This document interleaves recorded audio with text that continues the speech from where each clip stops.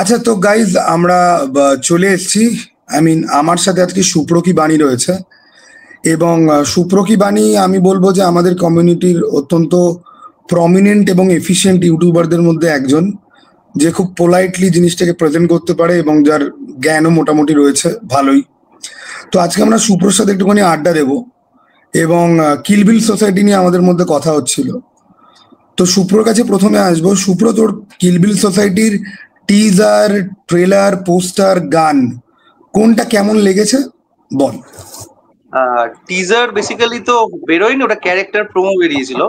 তো ক্যারেক্টার প্রোমোটা কিন্তু বেশ ইন্টারেস্টিং ছিল, যে চরিত্রটা এক সময় দেখেছিলাম যে যারা কি বলবো জীবন পথে হেরে গেছে, যারা সুইসাইডাল টেন্ডেন্সি নিচ্ছে, তাদেরকে একটা নতুন জীবন দেখানো বা জীবন দর্শন দেখানো, রাদার সেরকম একটা পদক্ষেপ যে নিয়েছিল, সে এখন মেরে দিচ্ছে, মানে যে মরতে চাইছে তাকে মেরে দিচ্ছে।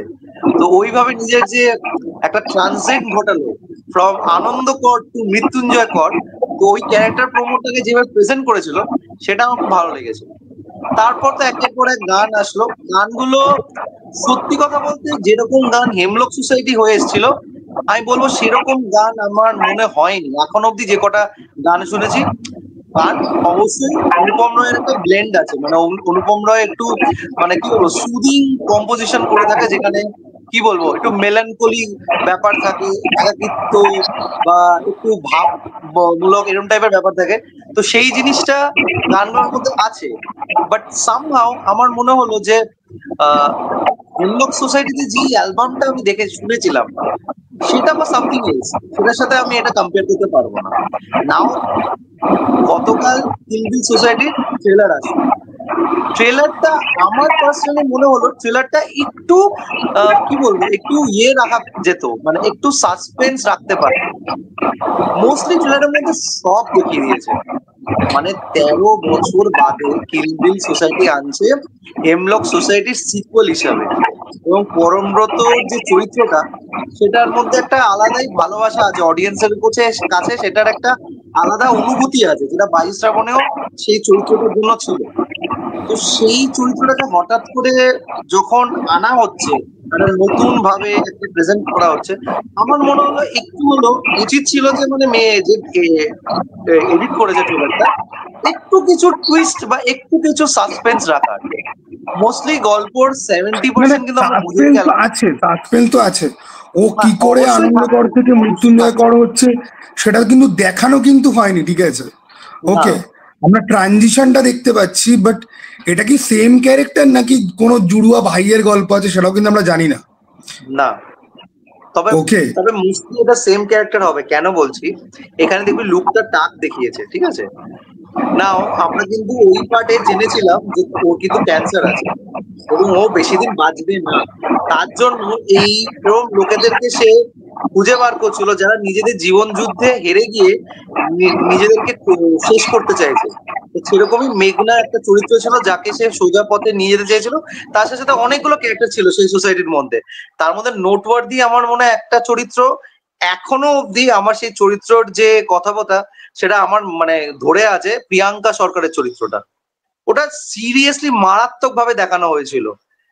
তো ওই জিনিসটা যেহেতু এখানে পরমব্রতকে দেখানো হচ্ছে, তো আমার মনে হয় গল্পটা এগিয়ে গেছে না, ওর স্টেজটা হয়তো অনেকটাই দূরে চলে গেছে, তাই জন্য সে টাক হয়ে গেছে। বিকজ আমরা সবাই জানি ক্যান্সারের একটা মানে কেমো চলে এবং সেই কেমোর জন্য হেয়ার ফল, হেয়ার লুজ হয়। তো ওই দিক দিয়ে বলা যেতে পারে এটা ওই ক্যারেক্টার, কিন্তু ও নিজেকে ট্রানজিশন করেছে ফ্রম আনন্দকর টু মৃত্যুঞ্জয় কর। এখন সে হেমলক সোসাইটি চালায় না, সে কিলবিল সোসাইটি চালায়, যেখানে সে ইচ্ছা মৃত্যু দেয়, মানে যার ইচ্ছা আছে মৃত্যু নেওয়ার বা মৃত্যু হওয়ার, তাকে সে দিয়ে দেয় সেই জিনিসটা বর হিসাবে। এই জন্য মৃত্যুঞ্জয় কর। তোর গানগুলো তোর কেমন লাগলো? মানে গানগুলো তোর মোটামুটি লেগেছে কেন? মানে হ্যাঁ, স্ট্যান্ডার্ডের পার্থক্য আছে, বাট স্টিল মানে সেটা কি কোথাও গিয়ে মানে যেই কথাগুলো বলছে গানের মাধ্যমে, যদিও অনুপম রয়ের লিরিক্স যথেষ্ট অব্যক্ত টাইপের হয়, সেটার কোনো রকম কংক্রিট মিনিং থাকে না, বিকজ অফ দ্যাট মিনিং নাকি গানের টিউন আগের গুলোর থেকে অনেক বেশি ইনফিরিয়র বলে তোর মনে হচ্ছে? টিউন ইনফিরিয়ার নয়। আমার মনে হলো যেই 3টে গান এখন অব্দি বেরিয়েছে, অ্যাটলিস্ট যেটা সোমলতা গেয়েছে ফার্স্ট সংটা, যেখানে কৌশানির চরিত্রর যে একদম ভেঙে পড়া দেখানো হচ্ছে, ওটা তাও একটু হলেও মানে কোথাও না কোথাও ওই মেলানকালি ভাবটা আনছে। বাট তারপর যেই গানটা দেখানো হচ্ছে গাড়ির মধ্যে চড়ে যাচ্ছে, সেই গানটার মধ্যে না মানে ওই কি বলবো, একটা ফিল গুড ব্যাপার থাকা সত্ত্বেও মানে আমি সেই ইয়েটা পাচ্ছি না। একটা প্রত্যেকটা গানের কিক থাকে যেটা আমাদেরকে ধরে নিয়ে থাকে, তো সেই কিকটা আমি পাইনি। সেই জন্যই বললাম। তুই এটা কবে দেখতে যাচ্ছিস, মানে প্রথম দিনকেই দেখতে যাচ্ছিস? দেখ 11th এপ্রিল হ্যাঁ রিলিজ হচ্ছে। আমার পক্ষে 11th এপ্রিল দেখা সম্ভব না, কারণ অফিস আছে। আমি গেলে 12th এপ্রিলে যাবো বা 30th এপ্রিল, যেটা সুবিধা হবে। আচ্ছা সুপ্র, তুই তোর এই অফিস লাইফের সঙ্গে ইউটিউবটাকে কিভাবে ব্যালেন্স করিস, বা ইউটিউবটা তুই কতটা সিরিয়াসলি এখন করছিস? মানে তুই কি খুব ক্যাজুয়ালি করছিস নাকি প্যাশন দিয়ে করছিস? কারণ দেখ, তোর আমার সবার আমাদের একই গল্প যে আমরা ফ্যান ক্যাটারিং করি না, আর আমরা ও সমস্ত করে আমরা বাড়াতে পারবো না। আর যেহেতু আমরা দুজনেই প্রফেশনাল ফিল্ড, দুজনেরই যেহেতু আলাদা, এবং ইউটিউবের বাইরে যেহেতু একটা প্রমিনেন্ট প্রফেশনাল ফিল্ডে যেহেতু আমরা রয়েছি, তাই আমরা এরকম নয় যে একদম ডে বাই ডে আমরা ভিডিও করতে পারি, দেখে এসে ভিডিও করতে পারি। সো কি মনে হয় তোর এই পুরো যেই সিনারিওটা এখন চলছে, রিয়ালিটি কি রিভিউ কমিউনিটি? দেখ রিয়েলিটি যেটা আমি বুঝলাম, আমি যখন শুরু করেছিলাম লকডাউনে 2020 থেকে আমি আমার চ্যানেল স্টার্ট করেছিলাম, তো তখন ইনিশিয়ালি সেইভাবে অত যে খুব ভালো রেসপন্স পেয়েছিলাম তা নয়। বাট ইনিশিয়ালি আস্তে আস্তে গ্রো করে, এবং আহ, নবাব এলএলবি শাকিব খানের, সেখান থেকে একটা বুস্ট পাই। আমি যখন ট্রেলার রিয়াকশন না সরি টিজার রিয়াকশন করেছিলাম, সেখান থেকে একটা বুস্ট পাই। তারপর গোলন্দাজ আসে, গোলন্দাজে আরেকটু বুস্ট পাই, এবং সেখানে ইনভিটেশনে যাই, অনেক জায়গায় যাই। তো সেখান থেকে একটু হলেও ক্রাউড পুল হয়, এবং সেখান থেকে আর যারা যারা বড় বড় নাম আছে তাদের সাথে আমার পরিচিত হয়, এবং সেই পরিচিত হওয়ার পর থেকে তাদের সাথে কথাবার্তা হয়, এবং কথাবার্তা থেকে আমি একটা রাউন্ড সেশন করেছিলাম, সেখানে রূপম, সুদীপ এদেরকে আমি নিয়েও ছিলাম। তো যাই হোক, তো সেখান থেকে আস্তে আস্তে একটু হলেও লোকজন আসে। তারপর মানে কি বলবো, বাই গডস গ্রেস বা অডিয়েন্স পাওয়ার জানি না, বাট সামহাও কিছু ডিরেক্টরস আমাকে অ্যাপ্রোচ করে ইন্টারভিউর জন্য বা ইন্টারভিউ দেওয়ার জন্য। সেখান থেকে আমি দেবদা বা প্রসেনজিৎ বা এরকম রাউন্ড টেবিল কিছু হয়ে থাকে, সেখান থেকে আরেকটু কিছু হয়। তারপর যখন আস্তে আস্তে আমি কর্মক্ষেত্রে ঢুকে যাই, কারণ লকডাউনের ফেজ 1 ফেজ 2 পরে ফেজ 3 থেকে সবকিছু নর্মাল হয়ে গেছিল, মানে 2022 এর পর থেকে, তখন আমি আর রেগুলারাইজ হতে পারিনি। তখন অনেক কিছু আমার গ্যাপিং যাচ্ছিল, আমি ঠিক টাইমে আপডেট দিতে পারছিলাম না, তখন অনেক কিছু আপস অ্যান্ড ডাউনস হচ্ছিল। তারপর আমার একটা অফিসিয়াল প্রবলেম ঘটে, যে প্রবলেমের জন্য সামহাও আমি তখন মানে পুরোপুরি ডিসার্টেড হয়ে গেছিলাম। আমি ভেবেছিলাম বোধহয় আমি করতেই পারবো না ইউটিউব। তো আমি অনেকটা গ্যাপ দিয়ে দিয়েছিলাম, সেই গ্যাপটা সামহাও আমার অ্যালগোরিদমে বোধহয় হ্যাম্পার করেছিল। তো সেখান থেকে আমার যেই বা এঙ্গেজমেন্টটা ছিল, সেই এঙ্গেজমেন্টটা কমে যায়। তারপর আমি আবার রিভাইভ করার চেষ্টা করি 2023 থেকে। রিভাইভ করার পর আমি দেখতে পারলাম তখন অলরেডি অনেকেই মার্কেটে চলে এসছে, এবং তারা সামহাও ওই যেটা এক্ষুনি আমরা মানে তুই বললি, বা রাদার এটা আমরা বলে থাকি অফলাইনে, যে ক্রাউড পুল করার ইজি ট্যাকটিক্স হচ্ছে ফ্যান ক্যাটারিং করা, বা ফ্যান্ডমদেরকে টার্গেট করে সেই সব কাজগুলো নিয়ে কথা বলা, তারা ইজিলি ক্রাউড আসে। তো আমি সেটা করতে পারছিলাম না, এবং করতে পারছিলাম না বলে আমার সেইভাবে এঙ্গেজমেন্টটা আসছিল না, এবং সেখান থেকে আবার সামহাও একটা ফ্রাস্ট্রেশন কাজ করছিল, এবং সেই ফ্রাস্ট্রেশনটা যে পুরোপুরি ইভেড আউট হয়ে গেছে আমি বলবো না, আছে, এখনো আছে। বাট তারপরে আমি ভেবে দেখলাম এত কিছু করার পরে আমি কি করব? আমি কি এখান থেকে ব্রেড অ্যান্ড বাটার পাচ্ছি? না, আমার ব্রেড অ্যান্ড বাটারের সোর্স হচ্ছে আমার অফিস। তো আলটিমেটলি আমাকে লাইফে একটা জিনিস ভাবতে হবে, আমি দু নৌকায় পা দিয়ে চলতে পারবো না। মানে আমাকে যে কোনো একটা চুজ করতে হবে। তো যেখান থেকে আমি একটা লামসাম পাই, যেখান থেকে আমার কি বলবো লাইভলিহুড কাটে, সেটাকে আমি বেশি ইম্পর্টেন্স দিই। তো সেই ইম্পর্টেন্স দেওয়ার ফলে কি হয়, আমি ইউটিউবে যেগুলো প্রম্পট আমাকে রিয়াকশন করা বা প্রম্পট কাজ দেখা, সেটা আমি সচরাচর করতে পারি না। এবার সেখান থেকে আমার একটা ল্যাগিং বিহাইন্ড হয়ে যায়, এবং এই ল্যাগিং বিহাইন্ডটা আমাকে অনেকটাই পেছনে ফেলে দেয়। বাট আলটিমেটলি ভাবলাম যে আমি যদি ইনভেস্ট করে যাই বা কোনো কিছু করি, আলটিমেটলি সেটা তো আমাকে সেই জায়গাটা দিচ্ছে না বা সেই ব্যাপারটা করছে না যেটা আর 5টা চ্যানেলে হচ্ছে, তাহলে আমি কেন বেকার এটার পেছনে এরম ভাবে খাটবো যেখানে আমার টাইম যাবে, আমার কষ্ট যাবে। একটা 8 ঘন্টা সার্ভিস করার পরে আমি একটা 2-2.5 ঘন্টার কাজ দেখবো বা রাত জেগে একটা সিরিজ দেখবো, ঘুম টুম সব নষ্ট করে আলটিমেটলি ভিউজ আসবে 50টা 60টা, খুব ম্যাক্সিমাম 100টা, যেখানে একটা 4K চ্যানেল। তা আমি তখন আস্তে আস্তে ভাবলাম না, এত করে লাভ নেই, তার থেকে ধীরে সুস্থে দেখো, সেটা যদি 3 দিন বাদে হয় 4 দিন বাদে হয় দেবো, দিলে তখন যদি 100টাও আসে ওয়েল এন্ড গুড, না আসলে তখন অত কষ্ট হবে না। কিন্তু ওই যে তাড়াহুড়ো করে যাব, অফিস ফেরতেই বেরোতে হবে, এই করতে হবে, দেখ আমি তো একটা গভর্নমেন্ট জবে আছি, আমি বললেই ওরকম বেরোতে পারবো না। তো আমার আমার কিছু মানে প্রোটোকলস আছে, সেই প্রোটোকলসটা মেনটেন করে আমাকে জব করে বেরোতে হয়। আর আমি যে জবটা করি সেটা 5টা গভর্নমেন্ট জবের মতো না যে 10টা 5টায় হয়ে যায়। আমি একটা ইমার্জেন্সি বেল্টে আছি এবং অনেকেই জানে আমি কোর্টে কাজ করি। তো court is a very serious thing. ওখানে আমি মানে ক্রিমিনাল কোর্ট রাদার। তো ওখানে মানে বেঞ্চে থাকি, তো তো অনেক কিছু আমাকে হ্যান্ডেল করতে হয়, অনেক মাথার মধ্যে অনেক প্রেশার নিয়ে থাকতে হয়। তার উপর তো আছেই এর তার কথাবার্তা। তো আমি ভাবলাম যে না, ঠিক আছে, একটু নিজেকে সর্টেড রাখা ভালো। তবে সর্টেড রাখা শুরু করলাম। এখন আমার যেটা যখন মনে হয় আমি সেটা করি। আমি আর এই র্যাট রেসের মধ্যে নিজেকে আর ঢোকালাম না, আমি র্যাট রেস থেকে বেরিয়ে গেলাম।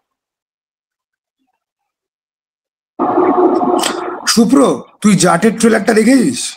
সেটা 10 তারিখ দেখেছি। বেরোচ্ছে, কেমন লেগেছে? ফ্র্যাঙ্কলি কেশরি আর স্পিকিং আমার জাটের, কিন্তু জাটের ট্রেলার, কেশরি ট্রেলার বোধ হয় আগামীকাল বেরোচ্ছে। কিসের কেশরি আর ট্রেলার? টিজার, কেসারি, আচ্ছা কেসারি ট্রেলার আগামীকাল হ্যাঁ, বেরোচ্ছে। আচ্ছা, আমি জাটের কেশরের ট্রেলার দেখেছি। টিজার আর জাটের ট্রেলার দুটো তোর কেমন লেগেছে বল? তুই প্রথমে জাটের ট্রেলার কেমন লেগেছে আমি সেটা বলছি, তারপর কেসারি 2 এর টিজারটা বলছি। জাটের ট্রেলার আমার ভীষণ মাসি লেগেছে এবং জাটের ট্রেলারটা ইয়ের একদিন বাদে বেরিয়েছে। সিকান্দারের ট্রেলারের একদিন বাদে বেরিয়েছে।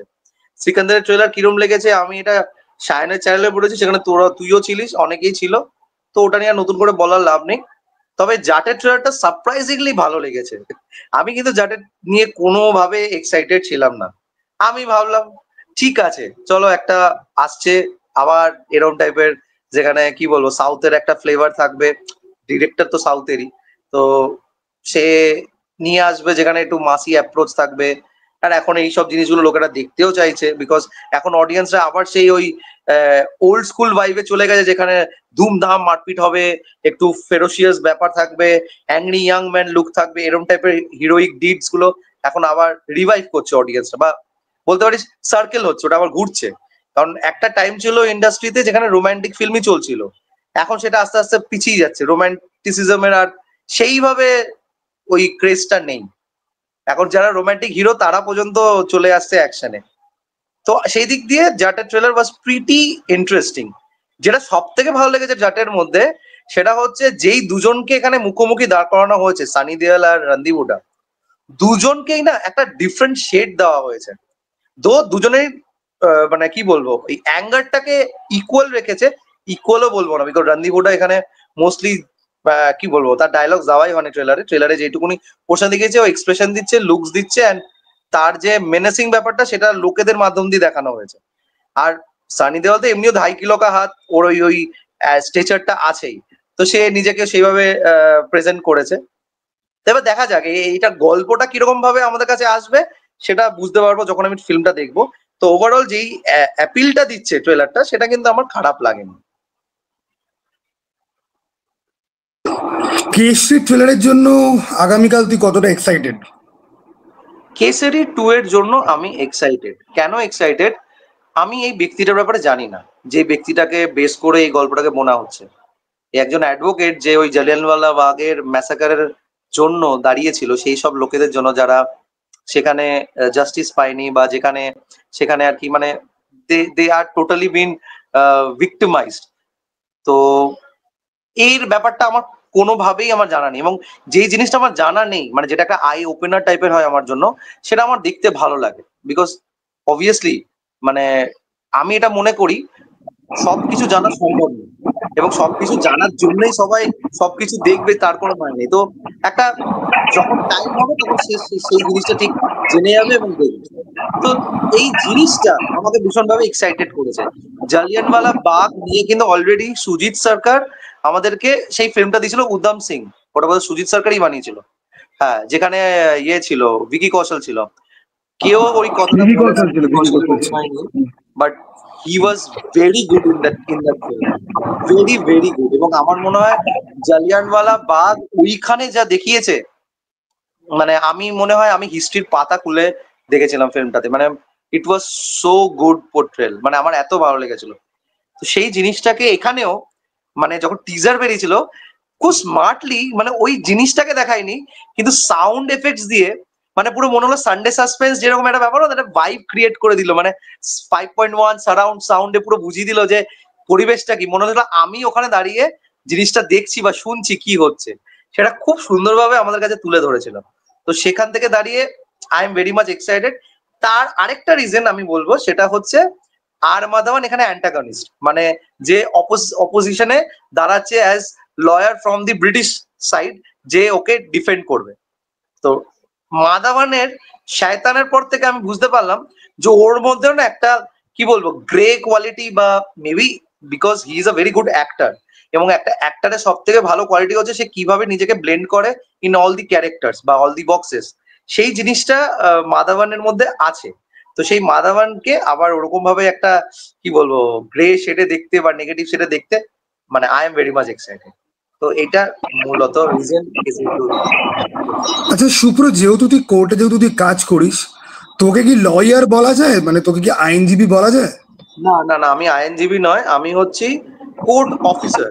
রাদার আমি হচ্ছি, যেটা বাংলা কথায় যে পজিশনটা আমি আছি সেটা হচ্ছে পেশকার। So I am that person, যে যে কোনো আচ্ছা, কেউ মানে যদি সমস্ত ইনফরমেশন এভিডেন্স হ্যাঁ এক্স্যাক্টলি, পেশ যে করা বা কোনো কোনো ডকুমেন্ট। কোর্টরুম ড্রামাতে আমরা ইউজুয়ালি একটা জাজকে দেখি, এবং জাজের সাথে একটা টাইপিস্ট বা স্টেনোগ্রাফার থাকে যে সবকিছু টাইপ করে, এবং তার সাথে আরেকজন লোক থাকে যে কিছু এগিয়ে দেয়, কেউ রেখে দেয়, কেউ, ওইটা হচ্ছে আমি, যে একটা ব্রিজ ফর্ম করে বিটুইন অ্যাডভোকেট অ্যান্ড জাজ। তার কথা তো তাকে ফিল্টার করে নাম বলা, এবং কি, মানে তার তোর কথা তাকে পোস্টার ফিল্টার করে কি বলা। নাম? মানে তোর হ্যাঁ, পোস্টার কি নাম?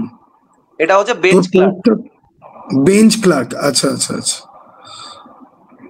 তো এবং তার এই মানে বেঞ্চ তুই ক্লার্ক মোটামুটি স্টেজ লয়ারদেরকে আছে। চিনিস, right? মানে ভালো লয়ারদেরকে তোর আছে ভালোও চেনা জানা। চিনি, খারাপও চিনি। মানে মানে আমি যদি ইন কেস কোনোদিন কেস ফেল যদি খাই, you can help me out, right? Yes, I can okay. Very much help you.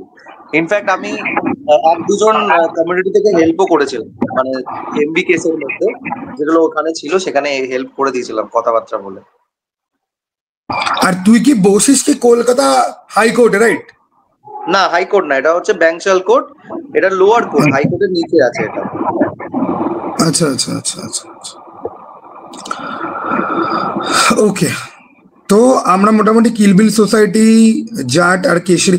আচ্ছা সুপ্র, যেহেতু তুই একজন you are man of court, তো তুই আমাকে একটা কথা বল, তোর দেখা সব থেকে ফেভারিট কোর্টরুম ড্রামা এখন অব্দি কি? কোন কোর্টরুম জয় ড্রামাকে লাইক? হ্যাঁ, Jai Bhim, Jai Bhim. Jai Bhim. And how realistic is to Jai close, Bhim? মানে জয় ভীমটাই আমার মতে মনে হয়েছে টু ক্লোজ। মানে জয় ভীমের পরেও আমি একজনকে রাখবো, সেটা হচ্ছে পিঙ্ক। জয় ভীমের পরে যদি হিন্দি থেকে রাখতে হয়, পিঙ্ক। তো জয় ভীমটা মানে অ্যাটলিস্ট 85% অফ দি ক্লোজ ছিল, মানে এতটাই অথেন্টিক ভাবে ফিল্মটাকে তৈরি করেছিল। প্রসিকিউশন সাইড বা ডিফেন্ডেন্ট সাইড, জাজ সেন্ট্রিক, যারা আমাদের মতো পেশকার আছে তাদের মাইন্ডসেট, বা যারা পীড়িত, মানে যারা যারা জানে না কি করবে কি করবে না, বাট দে আর অ্যাকিউজড, তাদের মাইন্ডসেট, ওটাকে যেইভাবে খেলা করা হয়েছে, অ্যাকচুয়ালি এটাই হয়। মানে আমি কোর্টে আজ 7th ইয়ার রান করছে আমার, আমার মনে হয় justice is not properly served in court. মানে এটা অনেক বিগ স্টেটমেন্ট আমি দিচ্ছি, সার্ভ হয় না। মানে মানে ধর তোর সাম অফিসের দাম কেউ যদি দাড়ি, এই পডকাস্টটা দেখে, তোর অফিসের কেউ এই পডকাস্টটা দেখে সামাও তোকে যদি চার্জ যদি করে যে তুমি এই কথাটা তুমি বলে এসছো, তার মানে তুমি দেখ আমাদের আমি সাথে আমি স্ট্যান্ড করো কথাটা না। আমার এক্সপিরিয়েন্স থেকে বললাম, তো এটা নিয়ে চার্জ করার কিছু নেই। মানে আই ডোন্ট থিঙ্ক আমার, মানে কি বলবো, আমার মানে কলিগসদের মধ্যে আমি খুব একটা এগুলো নিয়ে কথাবার্তা বলি না। কারণ আমি একটা জিনিস বুঝে গেছি, আমাদের ওখানে অফিসে nobody so much interested in this field. আমি একা বোধহয় এটা নিয়ে এত বেশি মাথা ঘামাই বা ইয়ে করি, আর এবং এটা নিয়ে নানা রকম কথাবার্তাও আসে। অনেক সময় মনে হয় যে আমি সব জায়গা থেকে হাইড করে দেবো আমার কলিগস যারা সোকল্ড আছে, বাট আমি তাকে ভাবলাম যে কতজনকে হাইড করব, অত হাইড করা যায় না। আমার অফিসের বাইরে আমার একটা ব্যক্তিগত লাইফ আছে, সেই ব্যক্তিগত লাইফটা তো আমি থাকবো রে ভাই, কি করব, কিছু করার নেই। তো ওই সেন্সে মনে হয়, মানে আমার মনে হয় জাস্টিস ডিলেড, ঠিক আছে, that's fact, but justice always served in proper form, সেটা হয় না সবসময়। বিকজ আমাদের একটা খুব বাজে জিনিস আছে, মানে আমাদের লয়ের মধ্যে যেটা আমি ফিল করেছি, লয়ের এভিডেন্স চায়, এবং সেই এভিডেন্স যদি এনি সাইড, ডিফেন্ডেন্ট সাইড বা প্রসিকিউশন, কেউ যদি ঠিকঠাক ভাবে এস্টাবলিশ না করতে পারে জাজের কাছে, তা জাজও যখন ভার্ডিক্ট দেয় সে সেরকম ভাবেই ভার্ডিক্টটা প্লেস করে। তো আলটিমেটলি এভিডেন্সেস যদি ঠিক মতো না আসে, তাহলে যে অ্যাকচুয়ালি সাফারার, তাহলে সে কি করে জাস্টিস পাবে? তার জন্য এই যে এইটা মানে মনটা, এটাকে অনেকটা বড় হতে হবে এবং অনেকটা বেশি কি বলবো পিওর হতে হবে। বাট মানে স্যাডলি এই প্রফেশনটা সেটাই, যে আমার ক্লায়েন্ট আমি জানি দোষী, বাট আমার ক্লায়েন্ট আমাকে পে করছে সেই দোষ থেকে আমাকে বের করার জন্য। তা আমাকে তার জন্য সাম দাম দণ্ড ভেদ যা খুশি করতে হবে, এবং সেটাই করা হয়।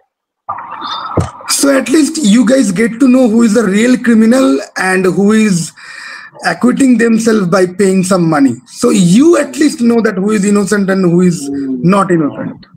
হুম। এবং এরকম অনেক জাজমেন্ট আছে যেখানে অনেক কথাবার্তা বলা হয় মানে Acha, Shupro, I have a hypothetical question. And I'm actually thinking whether I should ask you this or not. বল বল। সে একজন আউটল, ঠিক আছে, লাইক আউটল মানে কমপ্লিটলি ভিজিল্যান্ট তুই বলতে পারিস, ওকে? সে ধর তোকে মাঝ রাস্তায় গলির মধ্যে ধরে জানতে চাইলো যে কে ক্রিমিনাল, বিকজ ইউ নো, ঠিক আছে, তুই ধর তাকে ধর বলে দিলি, ওকে? তো সেটা কিভাবে দেন ইম্প্যাক্ট ফেলতে পারে? লাইক আচ্ছা সুপ্র, হাইপোথেটিক্যাল কোয়েশ্চেন বাদ দে, let me ask you about Daredevil. তুই কি ডেয়ার ডেভিল দেখেছিস বা কোনো আইডিয়া আছে? না, দেখিনি। আচ্ছা, ডেয়ার ডেভিল হচ্ছে কি মার্ভেলের একটা সুপার হিরো বলতে পারিস, ওকে? না, ওটা ডেডপুল, সরি, ওটা ডেডপুল, হ্যাঁ ঠিক আছে। মার্ভেলের একটা সুপার হিরো আছে যে তোর চোখে দেখতে পায় না, অন্ধ, এবং তার বাকি সেন্স গুলো খুব হাইটেন্ড, এবং সে পেশায় একজন উকিল, ঠিক আছে? সে পেশায় একজন উকিল এবং সে কোর্ট রুমের মধ্যে দাঁড়িয়ে, এবং সে না লোকের হার্টবিট শুনে বুঝতে পারে যে কে সত্যি কথা বলছে কি মিথ্যা কথা বলছে, ওকে? তো by the day he is a professional lawyer, by night he is a justice seeking vigilante, okay? তো আমি তোকে রেকমেন্ড করবো শোটা দেখার জন্য। তুই ডিজনি প্লাস হটস্টারে তুই, হ্যাঁ সিরিজ তো এটা, হ্যাঁ, তুই ডিজনি প্লাস হটস্টারে তুই পেয়ে যাবি চারখানা, মানে ফোর্থ সেশনটা চলছে এখন অনগোয়িং। এর আগে 3টে আছে সেশন, 3টে সেশনের পরে এটা অ্যাকচুয়ালি ক্যান্সেল হয়ে গেছিল। এটা তো নেটফ্লিক্স এর কাছে ছিল, বুঝলি তো? তো ফ্যানেরা মিলে অনেক রিকোয়েস্ট করে করে করে করে ওটাকে রিভাইভ করা হয়েছে, কিন্তু এটা তোর হটস্টারে এসে গেছে এখন। এর পেছনে অন্য গল্প আছে, সেগুলো বলে আমি তোকে বোর করতে চাই না। I will just recommend you watch this show. আচ্ছা, তুই 12 অ্যাংরি ম্যান তোর আছে দেখা? 12 অ্যাংরি ম্যান দেখা আছে। So how do you feel about that film, that particular film? দেখ, আমি 12 অ্যাংরি ম্যান মানে সত্যি দেখেছি লাস্ট ইয়ারে, ঠিক আছে? তাও এরকম অনেকগুলো রিভিউ চ্যানেলে রিভিউটা হচ্ছিল, থ্যাঙ্কস টু অরিত্রস জ্ঞান, তার থেকেই বোধহয় আমি দেখে বোধহয় এটা দেখেছিলাম আমার মনে হয়। তা আমি দেখার পর আমার মনে হয়েছিল যে ওই সময় দাঁড়িয়ে এরকম একটা চিন্তা ভাবনা, ওটার জন্য অবশ্যই মেকারসদেরকে একটা অনেক বড় স্যালিউট দেওয়া উচিত, যে সেই সময় এটাকে এরকম ভাবে সেটব্যাক করেছে। মানে এটাকে একটা সাইকোলজিক্যাল থ্রিলারই বলা যেতে পারে, যেইভাবে ওটাকে প্রেজেন্ট করেছে, এবং সেই জিনিসটাকে যেইভাবে মানে কি বলবো এক একটা মানুষের ডিফারেন্সিয়েশনটা নিয়েছে, সেই ডিফারেন্সিয়েশনটা ইটসেলফ ড্রামাটাকে আরো বেশি এনগেজ করে দিয়েছিল। হ্যাঁ, এবং ওটা দেখার পরেই আমি বুঝতে পেরেছিলাম যে কেন আমরা যখন দেখি মানে কোনো কেউ এভিডেন্স করছে বা কেউ চার্জ করছে বা কিছু করছে, আমরা যখন দেখি আমার যে চিন্তা ভাবনাটা সেটা কিন্তু সামহাও ম্যাচ করে না আমার BC2 এর সাথে, মানে আমার আরেকজন যে অফিসার আছে তার সাথে। আবার ম্যাডাম যে শুনছে বা যে পিও শুনছে সেও যে সেটা বুঝছে সেটার কোনো মাথা মানে নেই।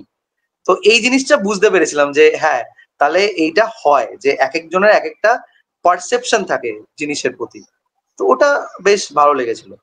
এবং সেটাকে ওয়ান স্টেপ আহেড নিয়ে গেল সৃজিত মুখার্জি এই ফিল্মটাতে। সত্যি বলে সত্যি কিছু নেই। সত্যি বলে সত্যি কিছু নেই প্লাস পয়েন্ট হচ্ছে সৃজিত মুখার্জি নিজের মতো সেটাকে রিটেলিং করেছে। রাদার ও কিন্তু 12 অ্যাংরি ম্যানকে হুবহু একটা টেমপ্লেট ফর্মে তৈরি করেনি। ও কিন্তু ওটার স্টোরিটা নিয়েছে এবং স্টোরিটা নিয়ে নিজের একটা চিন্তাধারা ওর মধ্যে ঢুকিয়েছে, যেটা আমার ভালো লেগেছে।